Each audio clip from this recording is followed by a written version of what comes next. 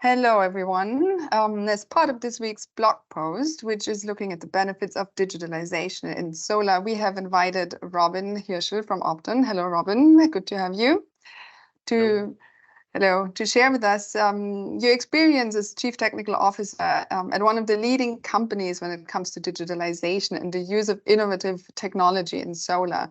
And just to give a brief introduction to Obton, as most of you know, Obton is Denmark's biggest solar investor, and with more than 1.7 gigawatt of solar under asset management, also the ninth biggest PV investor in Europe.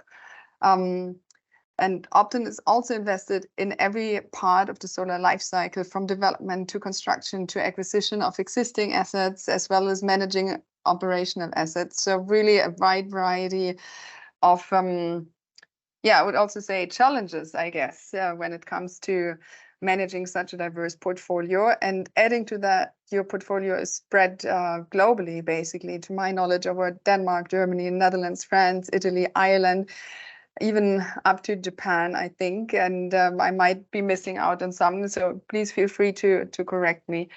So a truly global company. And we are very excited to hear your experience, Robin, as Chief Technical Officer at this company. As a first question to you, I've been in touch with Obton for several years, and I've seen increasingly how Obton turns towards digitalization. So can you maybe elaborate a bit why this is the case?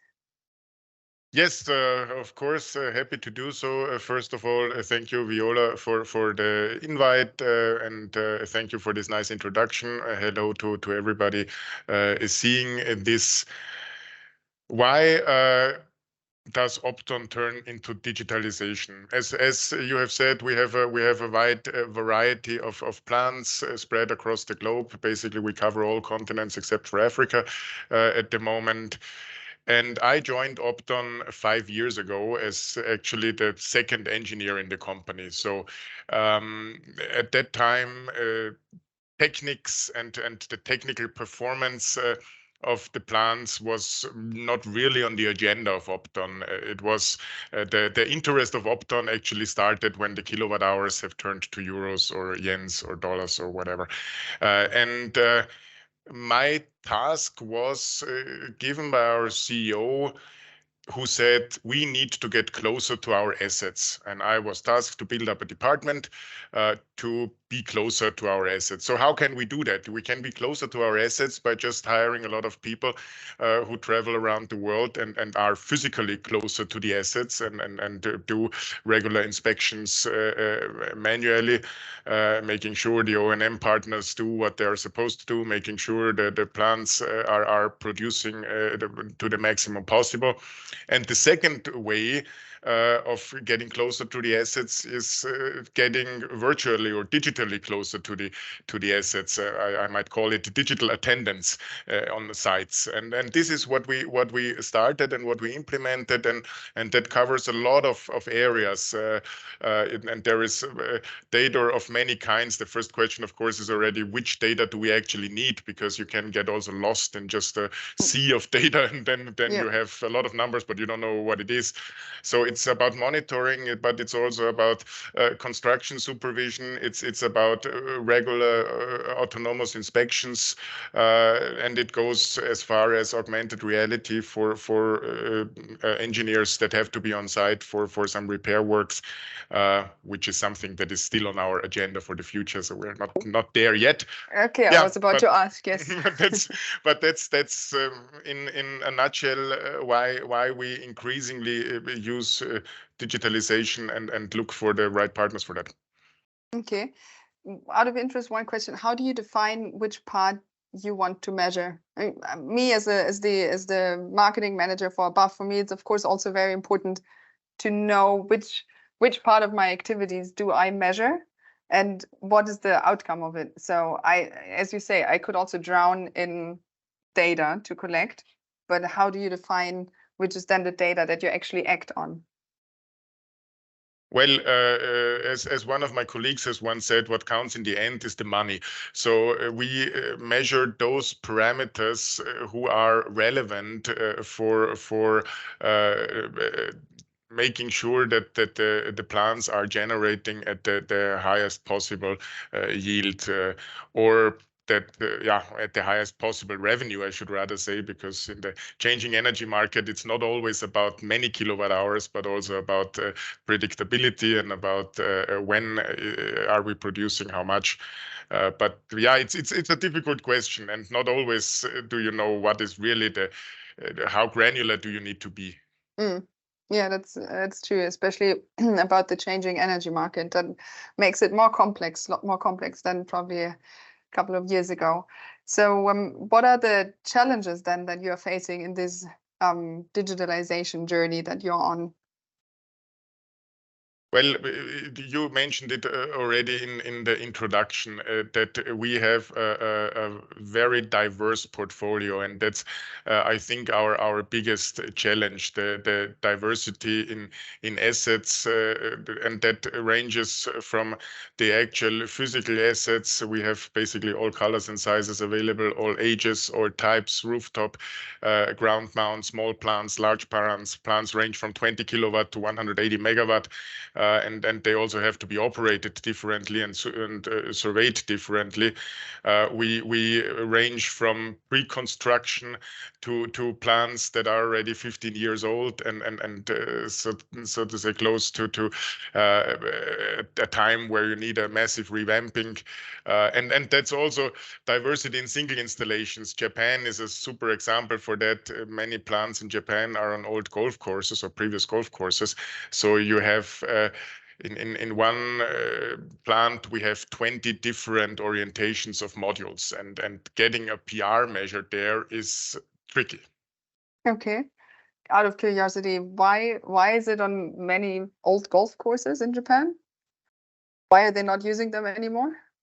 I don't know. Obviously, the golf hype in Japan has over. come to an end. I mean, many of these sites are in Fukushima. I was visiting one of the sites. Funny anecdote, and there was still the old golf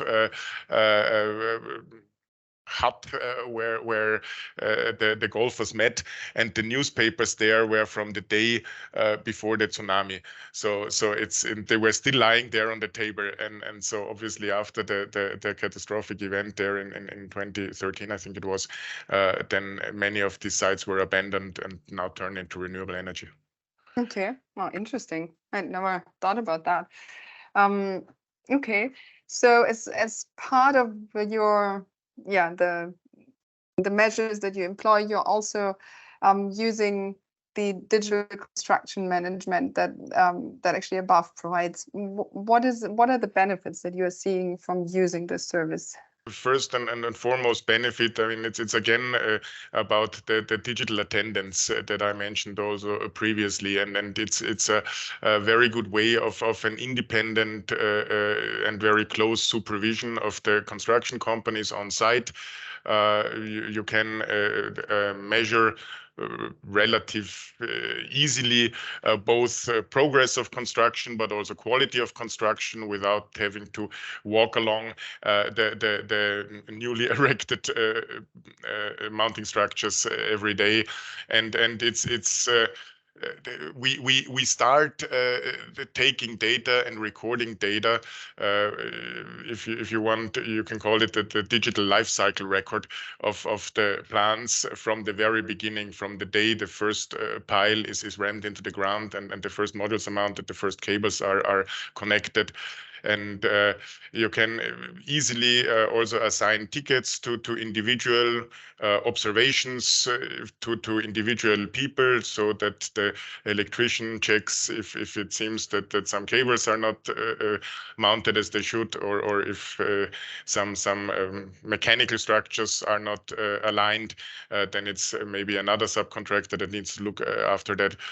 So it's just a very accurate way of monitoring the progress in construction. Two closing questions, let's say. So what is what are the next innovative things that you're working on, wanting to implement at Obton? What are the next innovative things that we want to implement? Well, we have a lot of ideas. What we are looking for, besides the augmented reality that I mentioned in the beginning, which is something that I'm personally very interested in, is connecting the different data streams a bit better. We have currently still separate streams. We have the classical monitoring data. We have then data from drone inspections. We have data from financial data, and getting this all together will allow even more analysis and even better surveillance and even better another buzzword, preventative maintenance, so that you can identify failures before they lead to significant loss of production and revenue. An example would be monitoring system detects that a string is not working properly and automatically starts a drone that flies there and takes pictures of this string, whether there is any hotspots, whether you can see anything, and then automatically a ticket is generated that this is the failure on this position of the plant and please repair. Yeah. So you mentioned autonomous drones, which is also something that you work together with the BAF on, and developing, co-creating the use cases and the application for autonomous drones in solar, which is a very important and definitely forward-leading topic when it comes to improving the use cases of drones, especially also in remote area, and joining together the data and the dots. Okay, so what is still missing in your tool set? What do you think? What would you wish for from providers like Above or others? Yeah, the question is also a bit.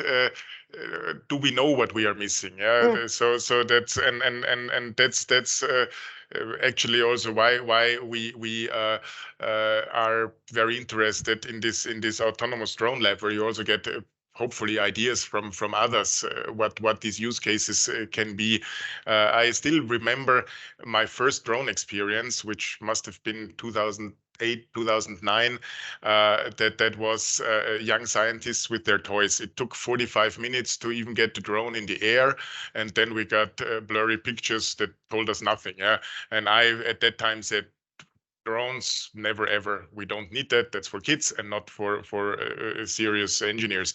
And that has changed a lot, but still there is a lot of use cases that we have already experienced and that we see that we can benefit from.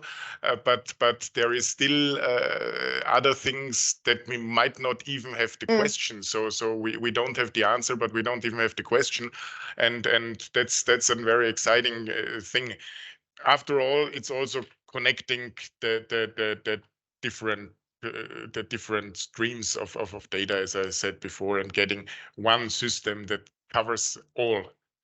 Indeed, yeah, getting out of the silos and connecting the data together. Yes, that makes a lot of sense.